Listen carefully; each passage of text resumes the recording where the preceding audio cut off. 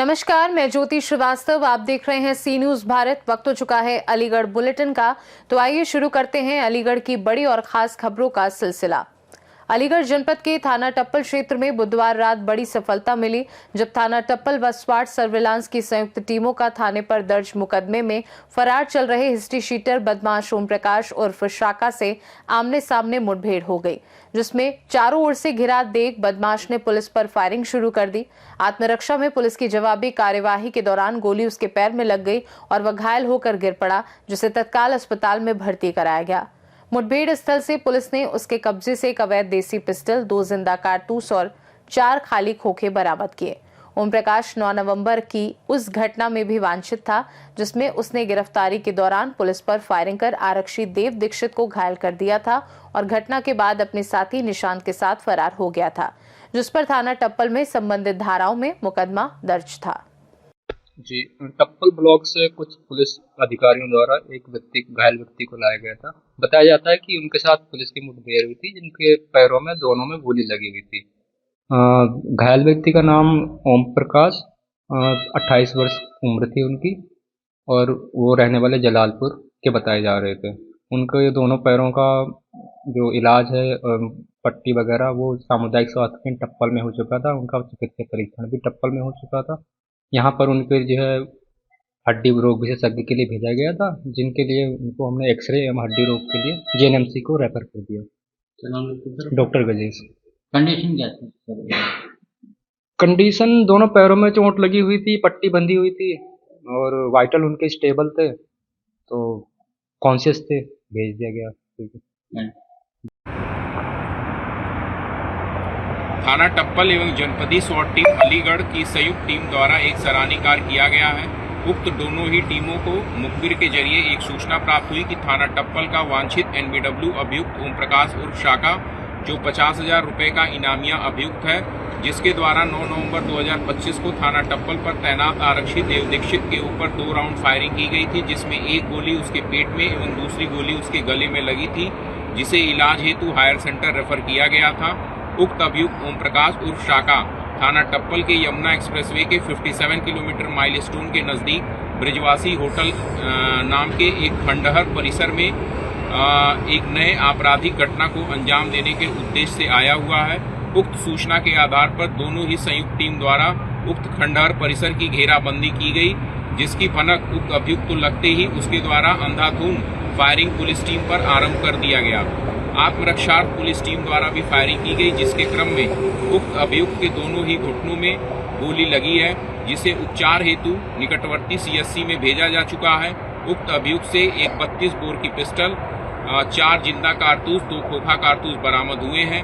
घटनास्थल का निरीक्षण वरिष्ठ अधिकारियों के साथ फील्ड यूनिट द्वारा भी किया जा चुका है।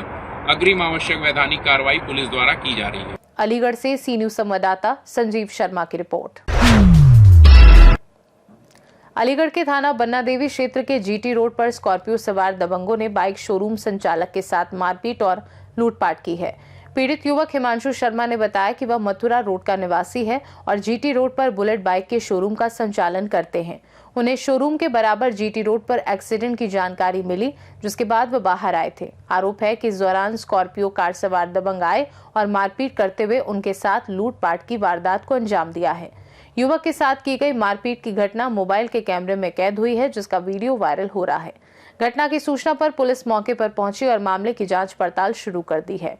क्या नाम है भैया आपका? भैया, क्या ये मामला जो मारपीट हुई है, क्या मामला था? भैया मैं शोरूम पे रहता हूँ, बुलेट के शोरूम पे बैठता हूँ मैं। ठीक है, मुझे कॉल आई थी कि ट्रक से थोड़ा एक्सीडेंट हो गया साइड में कार का। ठीक है, हम शोरूम से आए हैं 4-5 लोग। हमने प्यार से बात करी है कि भैया कि आपकी गाड़ी का क्या दिक्कत है। कि उन्होंने बोला कि मैंने कि ठीक है, शोरूम में चल रहे हैं, सही करा देंगे। इतनी देर में स्कॉर्पियो से लड़के भर के आए। भैया मेरी जेब में 60 से 70,000 रुपए कैश था और मेरी चैन वगैरह अंगूठी वगैरह सब छीन के लेंगे। मेरे साथ लूट की है भैया इन्होंने। अच्छा, ये लूट की साजिश से आए थे भैया। क्या नाम है आपका? हिमांशु शर्मा भैया। कहाँ के रहने वाले? मथुरा रोड सुमेरनगर शास्त्रीगढ़ अलीगढ़ रहता हूँ मैं। अच्छा, जिन लोगों के साथ मारपीट हुई उनको किसी को जानते हो? भैया मैं तो अनजान पर्सन हूँ, मैं तो शोरूम से आया हूँ। शोरूम की तरफ से भेजा गया था कि देख के आओ क्या मैटर है। मैंने उनसे यही बोला है कि मैं ठीक करा दूंगा आपका ये गाड़ी, तो नहीं उसके उन्होंने स्कॉर्पियो फोन किया है। 4-5 लॉट बिना स्कॉर्पियो नंबर की आई है और मेरे साथ भैया मेरी जेब में 70,000 80,000 रुपए था। मेरी चैन अंगूठी वगैरह सब छीन के ले गए मुझसे। किस कलर की स्कॉर्पियो थी? ब्लैक कलर की स्कॉर्पियो थी भैया, बिना नंबर प्लेट की। अलीगढ़ से सी न्यूज संवाददाता संजीव शर्मा की report. Aligarh inner wheel club of Aligarh limelight द्वारा ऑरेंज द वर्ल्ड घरेलू हिंसा के खिलाफ एक जागरूकता रैली एवं कार्यक्रम आयोजन किया गया। कार्यक्रम के तहत महिलाओं को उनके अधिकारों, सुरक्षा उपायों और उपलब्ध कानूनी सहायता की जानकारी दी गई। इस अवसर पर क्लब की ओर से घरेलू हिंसा के विरोध में एक रैली भी निकाली गई, जिसमें सदस्यों ने प्रेरक नारे लगाते हुए समाज को जागरूक रहने का संदेश दिया। क्लब सदस्यों ने बताया कि घरेलू हिंसा केवल शारीरिक नहीं बल्कि मानसिक, आर्थिक और भावनात्मक शोषण के रूप में भी सामने आती है।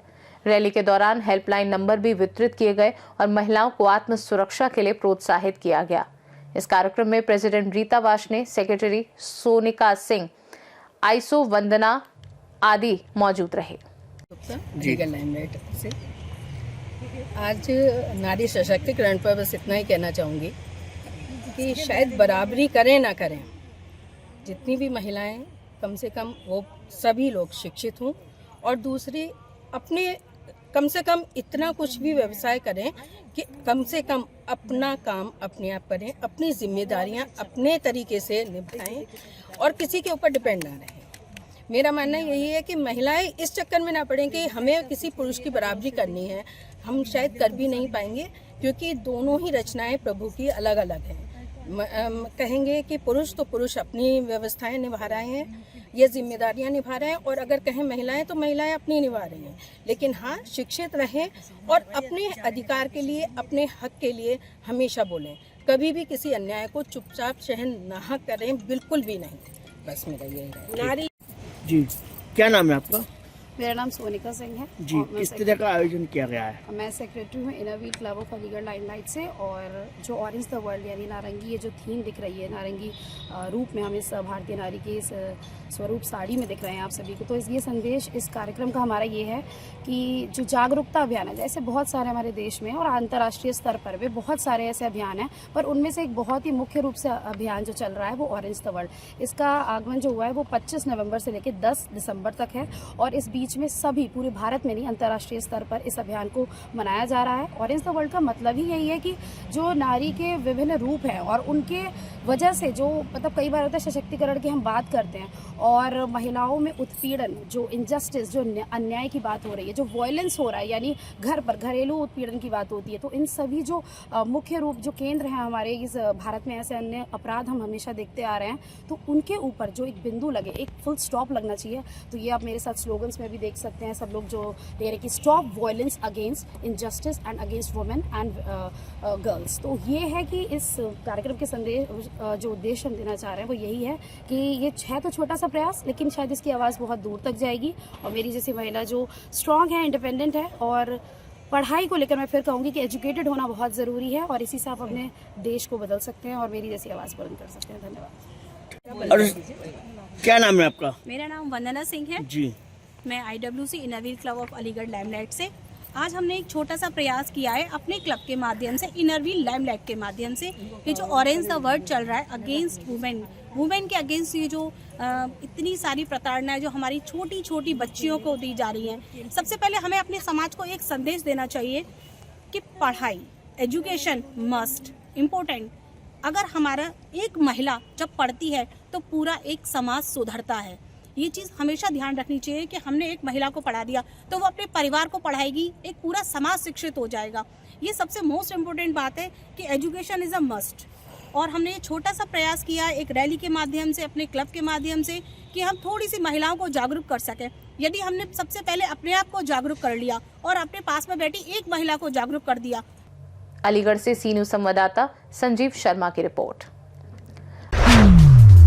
अलीगढ़ के श्री गौमाता सेवा समिति नगला मसानी पंचायती गौशाला में प्रतिवर्ष की भांति इस वर्ष भी भक्त माल कथा से पूर्व एक विशाल कलश यात्रा का भव्य आयोजन किया गया, जो कन्वरीगंज महाकालेश्वर मंदिर से आचार्य कौशल के कलश पूजन के साथ प्रारंभ होकर सैकड़ों भक्तों की सहभागिता के बीच नगला मसानी गौशाला में संपन्न हुई।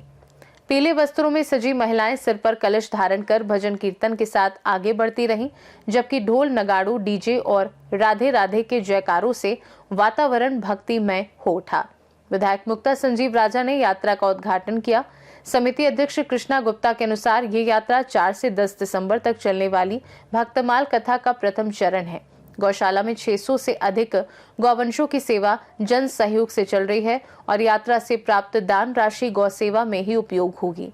आयोजन में कृष्णा गुप्ता, लक्ष्मी नारायण, ब्रह्म कुमारी, सुनीता सहित अनेक गणमान्य लोग और भक्त शामिल हुए, जिससे धार्मिक सौहार्द और गौ सेवा की भावना को नई प्रेरणा मिली।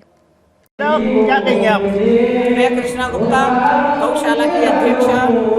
विगत वर्षों की भांति आज भी हमारे यहाँ बहुत विशाल कलश यात्रा का आयोजन किया गया है, जो कल से हमारा 4 तारीख से भक्तमाल कथा का आयोजन है, जिसका रस्म हमारी अंतर्राष्ट्रीय कथावाचिका श्री कृष्ण प्रिया जी के मुखार बिंद से यहाँ पर किया जाएगा। गौशाला में पहला कार्यक्रम है भक्तमाल कथा का।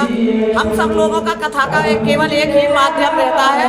600 के करीब यहाँ पर गौवंश है, उनकी रक्षा के लिए, उनके भोजन के लिए व्यवस्था की जाती है प्रत्येक वर्ष, क्योंकि इसमें सरकारी अनुदान आता नहीं है। हम लोग जनता का बहुत बहुत सहयोग मिलता है और उनका बहुत बहुत आभार व्यक्त करती हूँ, उनको धन्यवाद देती हूँ जो दिल खोलकर इस गौशाला के लिए दान देते हैं और गौ माता के भोजन की व्यवस्था करते हैं। और इसके अलावा आज सैकड़ों की संख्या में कम 300-400 बहनें होंगी। उसकी संख्या में कलश यात्रा गांधीवाड़ा से लेकर कटरा, गुड़ियाबाग, दहली गेट से होते हुए गौशाला पर आकर समापन हुई। कलश यात्रा में किस तरीके का उत्साह देखने को मिला? अरे ऐसा लग रहा था जैसे मथुरा, वृंदावन, गोकुल नगरी यहाँ पर हो। धन्यवाद देना चाहती हूँ राधे राधे ग्रुप का, जिन्होंने भजनों के माध्यम से सभी बहनें पूरी कलश यात्रा में नाचती झूमती हुई आई। तो ऐसा लग रहा था पीठ बस में जैसे कन्हैया जी बिल्कुल राधा रानी यहाँ पर आ गए हो, बस गए हो, उसी तरह का वातावरण हमारा मथुरा में। किस तरह की अपील करेंगे शहरवासियों से आप? मैं जनता से यही अपील करूंगी कि इस गौशाला से आकर जुड़े और गौ माता के लिए भोजन की व्यवस्था करें, क्योंकि यहाँ सरकारी अनुदान नहीं है, केवल जनता के ही आधार पर प्रतिवर्ष यहाँ पर कथा का आयोजन होता है, जिसके अप्रैल मई में जो गेहूँ कटता है उससे भूस खरीदा जाता है, जो कलेक्शन करते हैं उसका भूस खरीद कर गौ माता के लिए 1 साल की व्यवस्था करते हैं। मैं बहुत बहुत धन्यवाद देना चाहती हूँ अपनी जनता का, जिन्होंने सहयोग दिया। अलीगढ़ से सी न्यूज़ संवाददाता संजीव शर्मा की रिपोर्ट। अलीगढ़ में दिव्यांग दिवस के मौके पर दिव्यांग एकता वेलफेयर सोसाइटी के तत्वाधान में कलेक्ट्रेट परिसर पर सैकड़ों दिव्यांगजन एकत्रित हुए और विश्व दिव्यांग दिवस का बहिष्कार करते हुए उत्तर प्रदेश के दिव्यांग मंत्री नरेंद्र कश्यप का पुतला दहन किया। संस्थापक जितेंद्र कुमार सिंह ने कहा कि जब तक दिव्यांगों को समानता का वास्तविक अधिकार नहीं मिलेगा, तब तक ये दिवस केवल दिखावा होगा। उन्होंने महिलाओं और SC/ST के समान दिव्यांगों को सामाजिक और कानूनी सुरक्षा देने की भी मांग की। उन्होंने संपूर्ण भारत में दिव्यांगों के लिए समान पेंशन योजना लागू करने की भी मांग की। इस अवसर पर अनुराग शर्मा, रवि चौहान, अरविंद राजेश शर्मा सहित अन्य मौजूद रहे। मेरा नाम जितेंद्र सिंह है और मैं दिव्यांग एकता वेलफेयर सोसाइटी का संस्थापक हूँ। आज किस तरह का धरना प्रदर्शन कर रहे हैं आप? देखिए, विश्व दिव्यांग दिवस है आज, और विश्व दिव्यांग दिवस का जब भी महत्वपूर्ण माना जाएगा जब हम लोगों की जो समान अधिकार है वो हमें प्राप्त हो जाएं। अभी समान अधिकार कोई हमें प्राप्त नहीं है और ना ही सरकार इस तरफ ध्यान दे रही है। हमारा डिसेबिलिटी एक्ट जो बनाया गया था वो आज तक जमीनी स्तर पर उसको अभी कहीं दिखाई नहीं दे रहा है। दूसरी बात, जब आपने यूनिक आईडी, जब दिव्यांगों को एक मंच पर, पूरे देश में एक मंच पर यूनिक आईडी के माध्यम से लाया गया है, तो पेंशन एक समान क्यों नहीं की जा रही? सारी योजनाएं सरकार की, जो केंद्र सरकार की, राज्य सरकारों की, वो एक समान क्यों नहीं की जा रही है?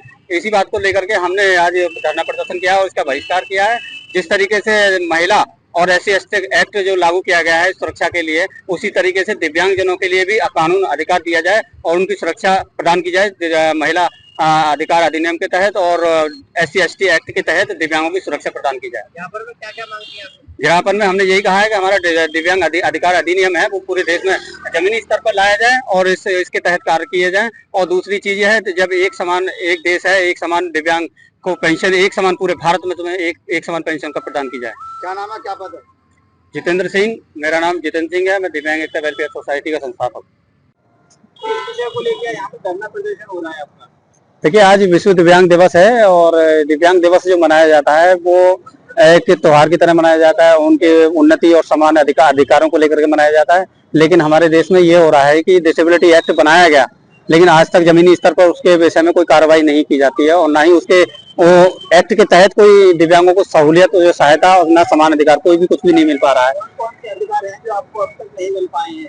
देखिए, सामाजिक, आर्थिक और शिक्षा, स्वास्थ्य ये रोजगार, ये सभी हमारे अधिकार हैं जो हमें सामाजिक स्तर पर अभी तक नहीं मिल पा रहे, जो समान अधिकार है। सरकार का तो कहना है कि सबका साथ सबका विकास, सबको साथ लेके चलना है, इसके विषय में क्या कहेंगे? सबका साथ सबका विकास की अगर हम बात करें तो हमारा डिसेबिलिटी एक्ट 2016 बनाया गया था, वो आज तक हमें कहीं भी देखने को किसी भी पुलिस विभाग में या कार्यालय में देखने को नहीं मिलता है। और रही बात उसकी, जब समान अधिकार की बात कर रहे हैं, समान सबका साथ सबका विकास की बात कर रहे हैं, तो हमारे देश में कई प्रदेशों में ऐसे राज्य हैं जहां पर हर असमानता है। यहाँ एक देश एक दिव्यांग जब बनाया गया है, जब एक स्थान पर एक मंच पर दिव्यांगों को लाया गया यूनिक आईडी कार्ड के माध्यम से, लेकिन सभी प्रदेशों में अलग अलग तरीके से भेदभाव किया जा रहा है। हम चाहते हैं कि जब एक मंच पर हमको लाया गया था, उसी तरीके से पूरे देश भारतवर्ष में एक समान योजनाओं को दिव्यांगों तक पहुंचाया जाए। दिल्ली में दिव्यांगों को पेंशन मिल रही है, तो इसके विषय में क्या कहेंगे? देखिए, दिल्ली में पेंशन मिल रही है, उसी चीज को तो लेकर हम ये आज खिलाफ बैठे हैं।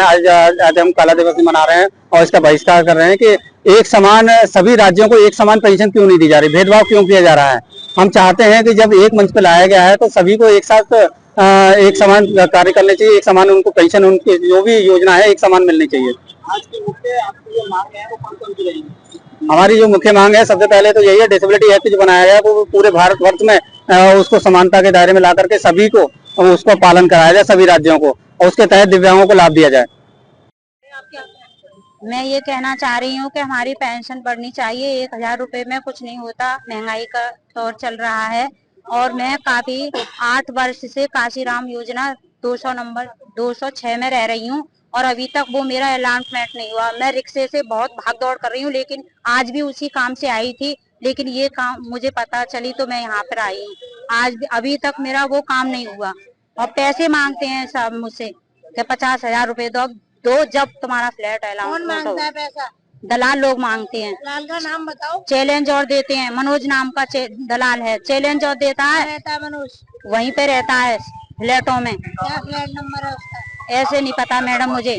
और वो कहता है कि अगर मैं पैसे दोगी तो 3 दिन में तुम्हारा काम करा दूंगा, नहीं दोगी तो मेरा सर और तुम्हारा जूता। अगर आपने शिकायत नहीं करी? शिकायत में काफी जगह कर चुकी हूँ, लेकिन मेरी कहीं पे सुनवाई नहीं हो रही। क्या आपका कोई वीडियो है उसका? नहीं मैडम, मुझसे छोटा फोन चलाती हूँ, इसलिए वीडियो प्रूफ नहीं है मेरे पास। मैं सच बोल रही हूँ ये बात। अलीगढ़ से सी न्यूज संवाददाता संजीव शर्मा की रिपोर्ट। अलीगढ़ महानगर के जिला मुख्यालय स्थित तस्वीर महल पार्क में दोपहर के समय कुछ महिलाएं खुलेआम मांस पकाते पकड़ी गईं, जिसे देखकर करनी सेना के नेताओं ने पुलिस को बुलाया और रोंगिया होने का अंदेशा जताया। करनी सेना के राष्ट्रीय उपाध्यक्ष ज्ञानेंद्र सिंह चौहान ने जब पार्क में महिलाओं से पूछताछ की तो उनकी भाषा समझ में न आने पर ये शंका उत्पन्न हुई। हालांकि पुलिस ने जांच में पाया कि महिलाएं बिहार के परिवारों की हैं, जो लंबे समय से कटपुला के पास झुग्गियों में रह रही हैं और एक महिला का आधार कार्ड भी मिला। अधिकारियों ने उन्हें हिदायत देकर छोड़ दिया, जबकि एलआईयू स्तर से भी मामले की आगे की जांच जारी है। अच्छा रजिया, कब से यहाँ रह रही? बहुत काफी साल से, मेरी माँ बाप से ही यहीं पैदा करा, घर में जलालपुर पुलिस चौकी है, ढोलकबाई गली हुए पड़ी। हमारे शादी भी हुई, पति पहला शराब पीते वो मर गई, फिर हमने बच्चे पाला, बच्चे को हमारी नंद ने ब्याह शादी करा, वो नशेड़ी है, हम अपनी लड़की को ले आए, फिर हम पेन की सेल करते हैं, यहाँ पर साई वाली ढाबे होटल है। आपके माँ बाप कहाँ से आए थे? हमारी माँ बाप यहीं रहते काफी साल से। कब आए थे? हम छोटे से पैदा हुए, माँ बाप मर गई, मैं जब छोटे छोटे थी। बोल दो ना जहाँ तक। हाँ बताओ। मर गई थी, छोटे छोटे थी जब। कहाँ से आई थी? हुई है जलालपुर में शादी हुई थी मैंने। आप बताइए कहाँ से थे? हमारी माँ खाली छोटे थी जब ही अंकल मरा था, मेरी छोड़ के बात तो समझो करी मैंने। अब वो यहीं पड़ी थी, निबरी मोन ढोलक वाली गली है। कोई नहीं आपकी का वहाँ पर कोई ना रहते। जलालपुर पुलिस चौकी आगे जाके है, गोसवाई गली है, गोसवा गली और गन्ना वाली गली है। हमारी माँ बाप यही पैदा करा। अरे माँ बाप कहाँ से आए थे? तो हमारी माँ, मेरी बुआ कह रही थी यहाँ तेरे माँ बिहार के थी, बेटा मर गई तुम्हारे माँ, हमें पैदा ही है थी। क्या नाम है आपका? और ये जो महिलाएं यहाँ मिली है पार्क के अंदर, ये कौन है, कहाँ से आई, क्या लग रहा है? देखिए, मेरा नाम ठाकुर ज्ञानेंद्र सिंह चौहान है। मैं करनी सेना में वरिष्ठ राष्ट्रीय उपाध्यक्ष के दायित्व पर कार्य कर रहा हूँ। और आज मैं किसी कार्य से यहाँ आया हुआ था, तो मैंने देखा कि ये खुलेआम पार्क, सार्वजनिक पार्क के अंदर मीट बना रही थी। 3-4 महिलाएं थी। हमने इनसे पूछा कि भाई ये सार्वजनिक पार्क है, आप यहाँ पर क्यों मीट बना रहे हो? तो इनका कहना ये था कि हम तो रोज बनाते हैं। हमने इनसे जब इनकी आईडी, आधार वगैरह मांगे, नाम वगैरह पूछे, तो ये हमें संतुष्टिपूर्वक जवाब नहीं दे पाए। हमने पुलिस को सूचना दी, पुलिस को बुलाया, अग्रिम कार्रवाई पुलिस के द्वारा की जा रही है। क्या प्रतीत हो रहा है इनसे बातचीत करने के बाद, क्या लग रहा है? जिस तरीके से इनका व्यवहार है, जिस तरीके से ये हमें अपनी पहचान से जो संतुष्ट नहीं कर पाए हैं, तो बिल्कुल ये हमें शक है कहीं ना कहीं ये रोहिंग्या ही हैं, और जो पूरे अलीगढ़ में इस तरह जगह जगह फैले हुए हैं। तो किसकी कमी है ये खुलेआम घूम रहे हैं? देखिए, जिस तरीके से देखा जाए ये पूरे शहर में जगह खुलेआम घूम रहे हैं, तो कहीं ना कहीं प्रशासन की थोड़ी बहुत कमी तो बिल्कुल लगती है। इंटेलिजेंस अपना कार्य कर रही है। अब चूक तो देखिए सबसे हो सकती है, इंटेलिजेंस वाले भी इंसानी है, चूक हो सकती है, मैं मानता हूँ। चूक कैसे कहेंगे? अब दफ्तर के सामने है, पुलिस लाइन के गेट के सामने मिले हैं, बिल्कुल पुलिस से कार्रवाई कराई गई है इसमें, और बाकी का कार्य प्रशासन का, प्रशासन जिस स्तर से कार्रवाई करेगा, इनकी जांच करेगा, और इन जैसे जन कितने घूम रहे हैं उनके ऊपर भी निश्चित ही कार्रवाई होगी। तुम्हारे माँ बाप कहाँ के रहने वाले हैं? हमारे मम्मी पापा भागलपुर के, बिहार के। तो वहाँ कहाँ से आए थे पहले? नहीं, हम बिहार में ही रहते थे, भागलपुर में। तो हमारे मम्मी पापा यहीं आए थे, हमारी दादी लेके आई थी हमारे मम्मी पापा अलीगढ़ में धनपुर मंडी पे। हमारे मम्मी पापा ने खुद का मकान खरीदे थे, तो वहाँ से हमारे यही पैदाशी हुआ अलीगढ़ में। हमारी शादी नहीं हुआ अलीगढ़ में। हाँ, तो हमारा आदमी ने, हमारी सास ने जमीन जायदाद बेच दी। हम कटपुले पे रहते हैं काफी साल से। जब तो कोई मकान है नहीं? ना भैया, रोड पे से होते हैं हम लोग, रोड पे से होते हैं। काफी साल से हो गए। हमारे इतना पढ़े लिखे ना भैया, हम जानते ना इतना। शादी होगी तुम्हारी? हाँ, 4 बच्चे हैं मुझ पे। हाँ। अजय बताइए, बिहार में आप कहाँ?